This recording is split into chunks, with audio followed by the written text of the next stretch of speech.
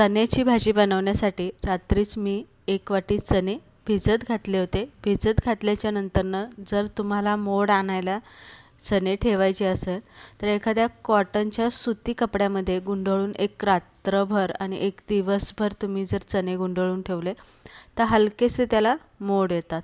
नंतरनं चण्याची भाजी बनवताना चणे आपण जेव्हा शिजायला लावतो तेव्हा त्यामध्ये हळद आणि मीठ आवर्जून घालायचं आणि पुरेसं पाणी घालून पहिल्या कुकरला 2 शिट्ट्या करून घ्यायच्या मोठ्या गॅसवरती आणि नंतरनं गॅस मिडियम ठेवून 10 मिनिटं चणे शिजवून घ्यायचे. म्हणजे चणे ना चांगले मऊसूत शिजले जातात आणि त्याचा गाळ होत नाही. नंतरनं इथे आपण मसाला बनवून घेऊया. त्यासाठी मी थोडंसं खोबरं उभं असं पातळ चिरून घेतलेलं आहे.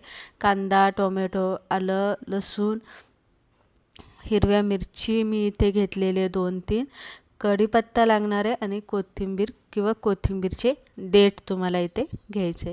सगळ्यात पहिलं खोबरं आपल्याला इथे थोडंसं तेल घालून तेलामध्ये चांगलं भाजून घ्यायचं. नंतरनं कांदा, आलं, लसूण, हिरव्या मिरच्या घालायच्या, त्या भाजायच्या, कढीपत्ता घालायचा, भाजून घ्यायचा. आता इथे तुम्हाला जर थोडंसं धने, जिरे, बडीशेप वापरायचं असेल मसाल्यासाठी तर तुम्ही वापरू शकता. पण इथे आपण सिंपल असा चना मसाला बनवते त्यामुळे मी इथे ते वापरलेलं नाही आहे. नंतरनं टोमॅटो आणि थोडंसं मीठ घालून मसाला चांगला शिजवून परतून घ्यायचा. जोपर्यंत कांदा आणि टोमॅटो पूर्ण असं शिजून असा मऊसूत होत नाही तोपर्यंत.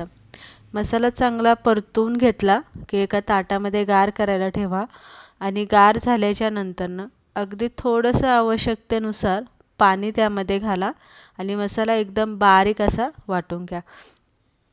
आता काही कडधान्य असे असतात की त्यांना वाटण नाही केलं तरी चालतं आणि काही कडधान्य असे असतात ज्यांना वाटण करून घातलं की ती भाजी खायला चव लागते आणि कडधान्य मसाल्याला व्यवस्थित धरून राहतात. तर मसाला आपण इथे वाटून घेतलेला आहे पाणी घालून. त्यानंतरनं आता आपल्याला तडका द्यायचा आहे. 2 मोठ्या पळ्या तेल घालून घेतले, जिरी मोहरी घाला.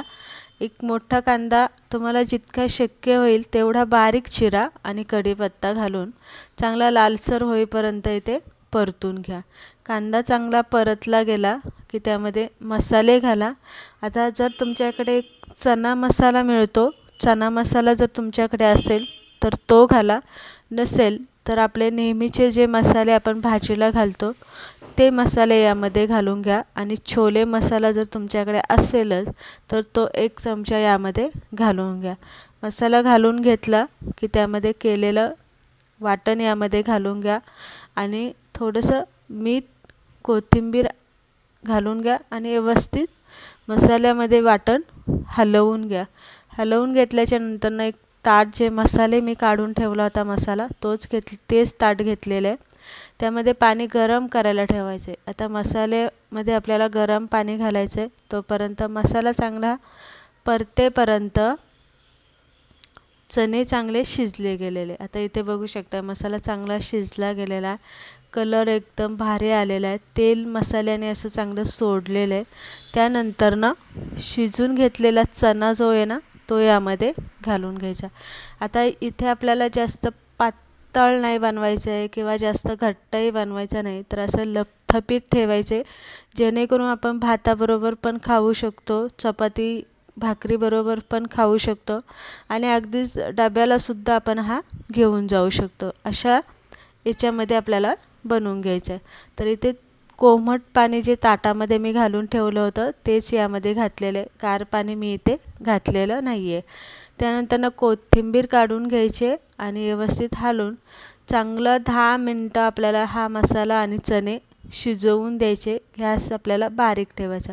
10 मिनिटानंतरनं तुम्ही इथे बघू शकता छान असा लपथपीत आपला इथे चना मसाला बनवून तयार झालेला आहे. पुरीबरोबर खायला तर एकदम भारी लागतं.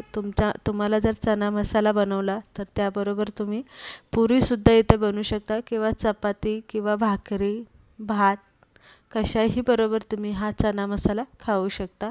खूप खायला छान लागतो, टेस्टी आणि सगळ्यात महत्त्वाचं म्हणजे चना हा आपल्या शरीरासाठी हेल्दी पण असतो. रेसिपी आवडली, लाईक शेअर नक्की करा.